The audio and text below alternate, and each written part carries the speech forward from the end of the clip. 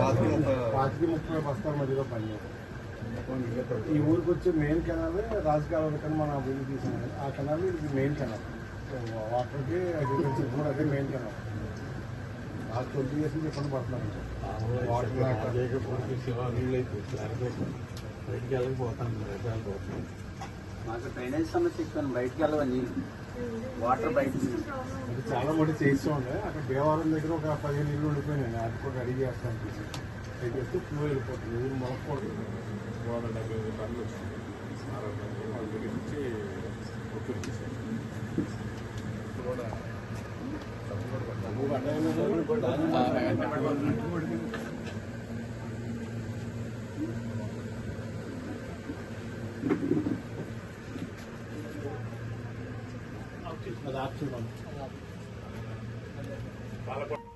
రైతన్న మీకోసం ముఖ్యమైన అధికారుల వివరాలు అని అందులోకి వెళ్ళి మనం ఇలా కొట్టామనుకోండి,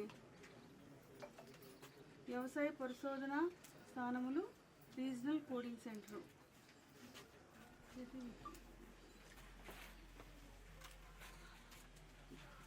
రీజనల్ కోడింగ్ సెంటర్, పంట వివరాలు, ముఖ్యమైన అధికారుల వివరాలు అన్నీ ఉన్నాయా? ముఖ్యమైన అధికారుల వివరాలు కొట్టి పథకాలు, ప్రభుత్వ ప్రయోజనాలు ఇలాంటివన్నీ ఉన్నాయన్నమాట.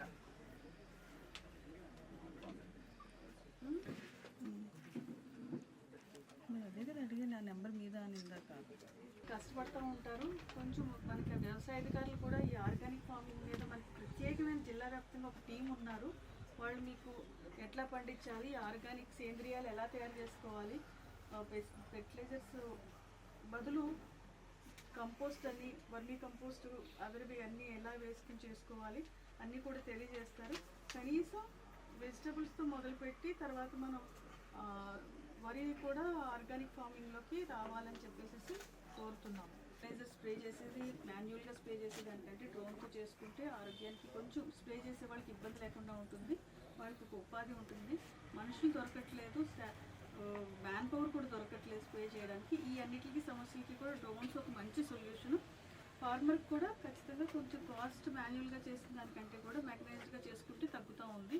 అయితే ఇంకా వివిధ రకాలైన పద్ధతులు ఏదైతే వచ్చినాయో టెక్నాలజీ, ఈ రైతులన్నీ కూడా టైం టు టైం అధికారులు కూడా చెప్తుంటారు. మీకు కూడా చాలా అవేర్నెస్, ఎక్స్పోజర్ కూడా ఉంటుంది. తెలుసుకుని వాడుకోవడం వల్ల రైతులు లబ్ధి పొందాలని చెప్పేసి ఈ సందర్భంగా మీ అందరికీ తెలియజేయడం. కంప్లీట్గా లాభపడేదానికి ఉండదు. ఇప్పుడు మనకి తాడేపల్లిగూడెంలో మనకి ఆయిల్ పామ్ సాగు ఉంది, అలాగే కోకో కూడా చేస్తున్నారు.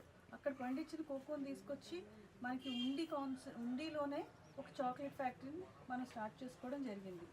అట్లాగే తాడేపల్లిగూడెంలో కూడా ఒక చాక్లెట్ ఫ్యాక్టరీని స్టార్ట్ చేసుకోవడం జరిగింది. చాక్లెట్ ఫ్యాక్టరీ అంటే కొన్ని 100 కోట్లు.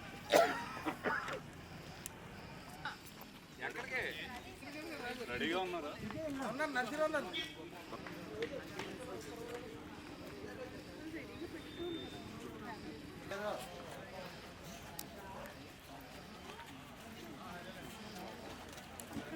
ఆయన జాకెట్ బంగారు